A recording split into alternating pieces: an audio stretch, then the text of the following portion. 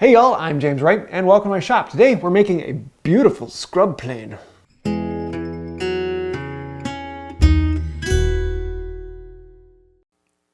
We're going to start off this project with some catalogs. We're going to use this as the sole, the base of the plane. It is a very, very hard wood and very, very difficult, but it is a lot of fun to play with. First thing I need to do is flatten out the top edge and make sure I have a good reference surface. We're going to use winding sticks and plane it down nice and flat.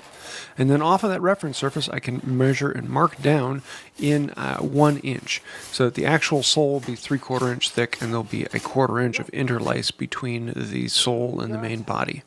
So after cutting 1 inch off of that, then we've got the piece that can actually be the skull. So we're going to clean this off, smooth it down, and get it true so that I have a good base that I can make all the measurements for it. We're going to be making an interlocking connection between the sole and base, and it's something that's just kind of fun to do and looks really, really cool. If you've ever seen an ECE or an OMA plane, you'll see that there is a weird design on the sides and ends. Now those are created with diagonal cuts that are cut through the sole and base. But in this case, we're actually going to be routing them out. I'm going to start with my 50, and I'm going to route in a groove that is about 3/8 of an inch wide on one side, and then I can turn the board around and make a matching groove on the other side. I'm going to be checking depths because it's very, very important that everything down be the exact same depth. But then I want one more groove down through the middle, and all of this is just for aesthetics. There's really no functional reason. And historically, if you were working with a weaker glue, like hide glues that would break down over time, then there would be use for it. But in this case, with the epoxies, there's really not going to be much of an issue on that. The other thing I need to do is make grooves that go across the plane, and this are actually called dados. Anytime that a groove goes across the grain, it's a dado. If it runs with the grain, then it's actually a groove. And so we're going to be cutting through and marking these off. I just arbitrarily picked points that looked good, but I kept them out of the mouth, or at least I tried to keep them out of the mouth, but in the end, I actually ended up hitting the mouth a little bit. You'll see that a little bit later. Then before doing anything more, we're going to come into the router plane and just make sure that everything is nice and smooth and exactly the same depth. It's very important that everything be exactly the same depth. Here we're going to be making the body out of this ash. Nice big piece of 3x3 ash I had lying around, and I thought this would work out really, really well. So we're going to cut it to length to match the exact same length as the sole we have there. And then we need to rip it down. But to do that, we need a reference surface. You may see there's a bit of a standard here. Anytime you want to take any measurements, you have to have a good reference surface. So using some winding sticks and plane, we can flatten that down, then make our mark off of that. And this is going to be a piece that is 2 inches thick. So 1 inch plus 2 inches equals 2 3/4. Oh yeah, it's because there's a 1/4 inch of interlace between the two. Once we cut that down and we have a block that is 2 inches by 3 inches by however long the plane is, then we can start jointing everything and making sure everything is true. We need to transfer all the marks from the sole into the body, and I'm going to hold it all in here with some holdfasts, and this locks everything in place so nothing is going to be moving while I'm marking. Then I can come in with a marking knife and I can mark either side of each of the dados and the grooves all the way around this plane. And this little notch is going to give me a mark that I can then transfer into the body and actually carve out the inside. But it's very, very important that those marks are exactly where they need to be. Then I can connect the dots and draw the lines across the board that match all of those up, both in groove and cutting across it. Now in this one, I'm not actually going to be able to cut grooves because I'm making what is left over. So the pieces you see sticking up on the sole, I need to cut those into slots into the wood. So I'm basically creating a bunch of mortises that are down into the wood. Now I'm going to use a piece of tape to create a depth stop on my saw. This way I can make sure I cut down exactly the same depth on all of my cuts. We're going to start by cutting across the board, and then we're going to cut with the board. You can see I'm doing this with my ripping saw. This is a tenon saw, which will allow me to cut that deep groove. Long cuts like this are very daunting, but if you take a few precautions, they actually go pretty well.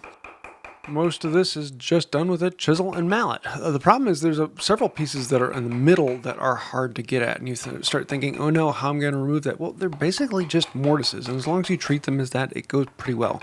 The outside ones are really easy. Just make sure you stay away from the line as long as possible, and even when you get down to flat, still stay a little ways away from it. It's very easy to come with a router plane and clean those out.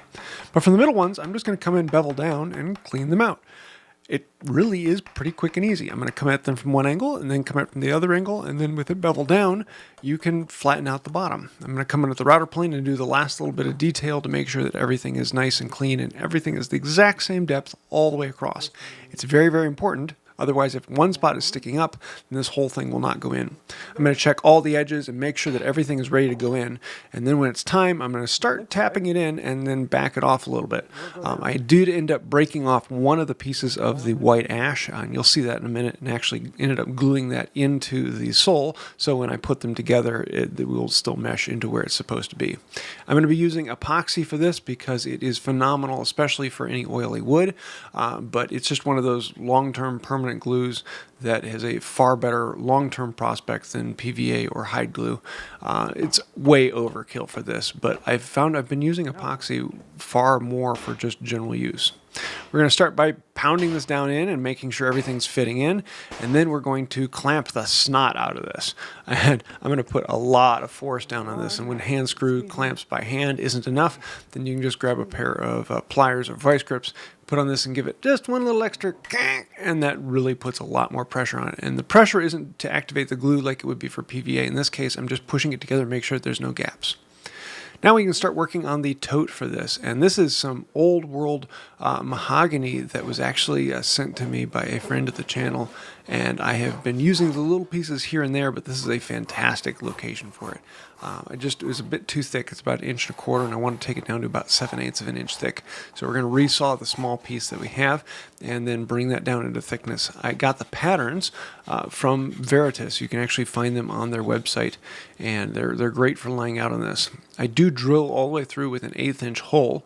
This will be a guide hole for the auger, and that way I can drill from both sides rather than going a little ways and then coming at it from the other side. It just makes it far easier to meet in the middle rather than closer to one side or the other.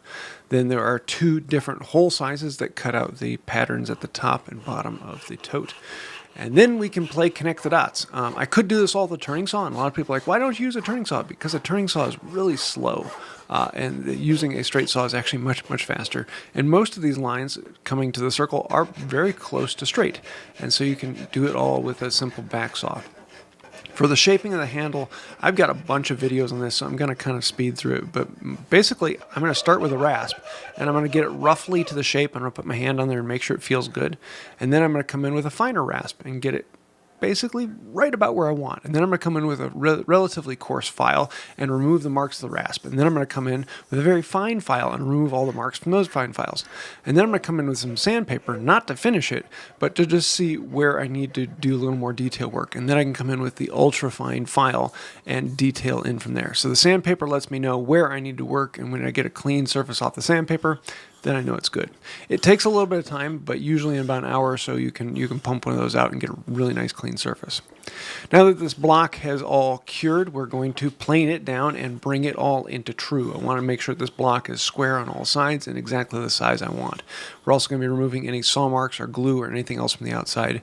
Make sure that it is exactly the shape you want before you start doing any cutting on it. I'm going to make a center line down the middle, and this will let me know where to put the handle as well as where to balance the mouth for it. I put a piece of tape down. It makes it far easier to see exactly the trace out from the handle, and then you can remove the piece and get that in there. In the past, I've actually gone out with a Sharpie and then removed the outside, and I wasn't quite thinking straight, so I put the Sharpie on there and then just didn't remove the outside, and the line looks a little fuzzy, but in person you can actually see the actual knife line. I'm going to sharpen most of the line with a chisel before coming in and removing the majority of the material with an auger. This is a depth stop on the auger so that all of my cuts are exactly the same depth. Unfortunately, I ended up making it about a 1/16 of an inch deeper than I wanted to. And I thought about planing the whole top down to match it a little bit, but in the end I let it go the way it is, and it has a little bit of a gap around there, which, oh well, sometimes you just have to live with what you got. And it's kind of one of those things where you just have to say when is okay. We want to make sure the handle has a good tight fit, and with the glue in there, that's all it's really going to need.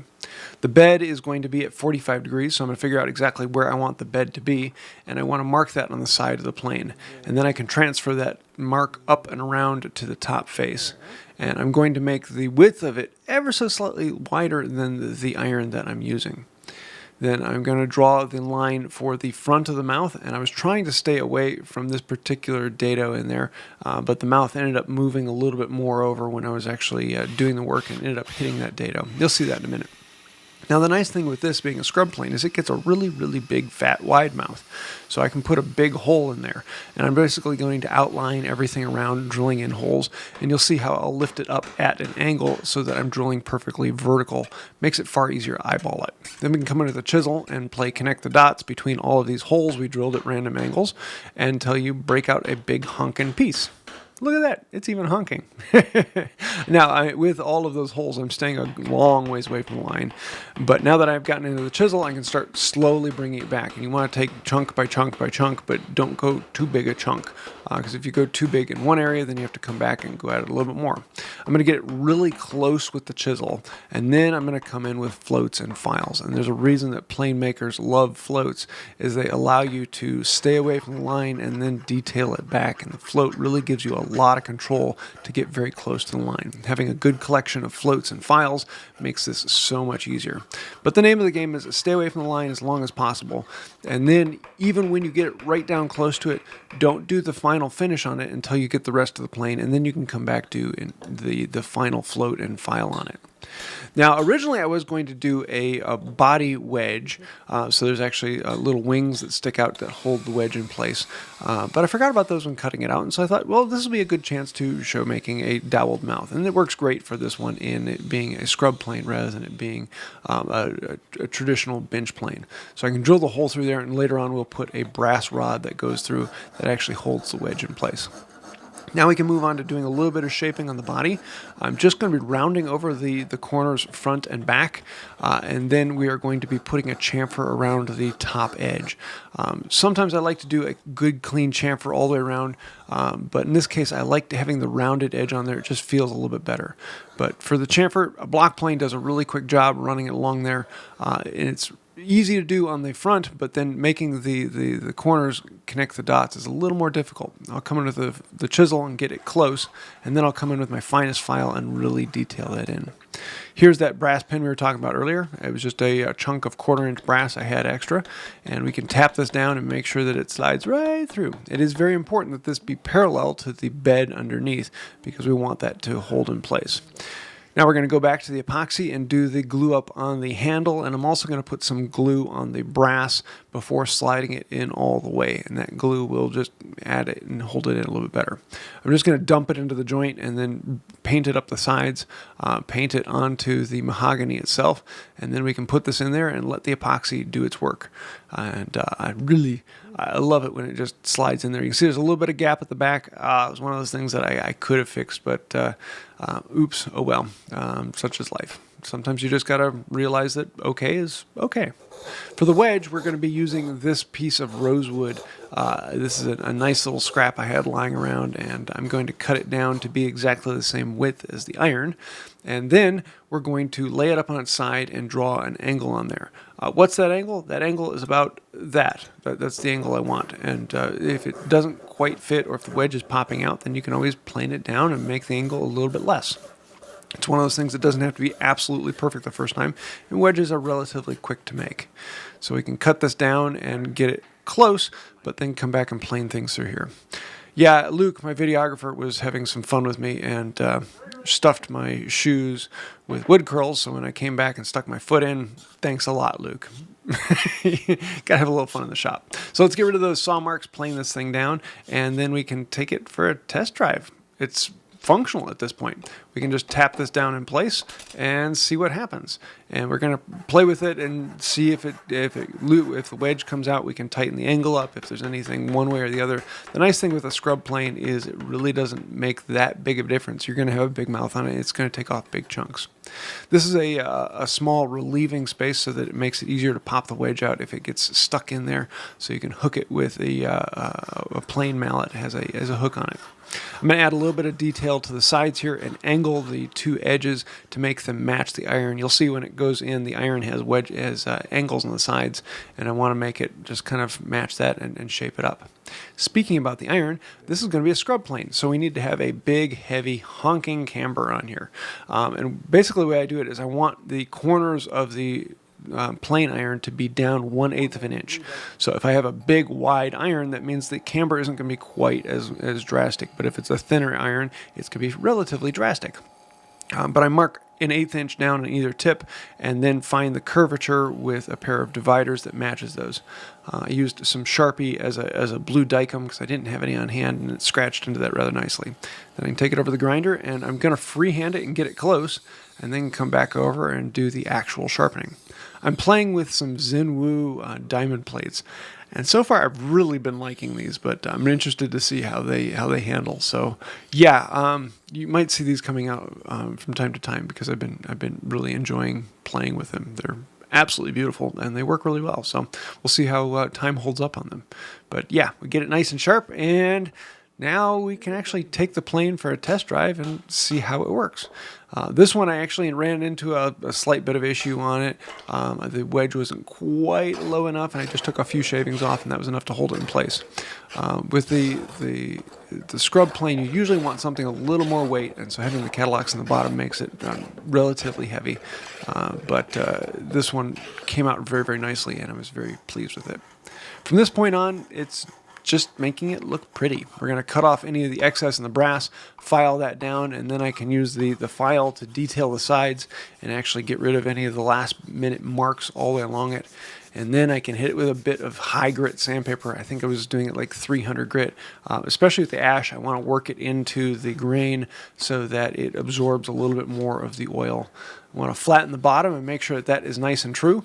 I could flip it over and do it on sandpaper like I would with a metal body plane, but I find for wood, why not just plane it? It actually goes really quick and easy that way. But of course, this wouldn't be a wood by Wright project without doing a little bit of carving. So we're going to put the Celtic Trinity on there, and I like that the fit of this came in just about right between the tote and the mouth of the plane. This is one of those skills that looks really daunting and scary, but most people can pick this up within 5 minutes to 15 minutes of playing around with it, and you can get a passable job. This is relatively easy with a simple V tool and a pattern, and go to town and have a little bit of fun. I've got a bunch of videos on it as well if you want to see it. We're going to hit it with some boiled linseed oil. I'm playing with the tried and true oil now, and so far I've really been liking it. It doesn't dry quite as fast as I would like, but it's a really nice, clean, basic system. But oh my word, I love the coloring on this. It really makes everything pop and come out. And yeah, I was having a lot of fun. And especially with the mahogany handle, the way it just soaks it up, it took a lot of oil to really make this. And I just keep soaking it on until it stops soaking it up. And then once it stops soaking it up, I can wipe off all the excess and then do a paste wax finish. Apply the paste wax, buff it on, polish it off, and there you go.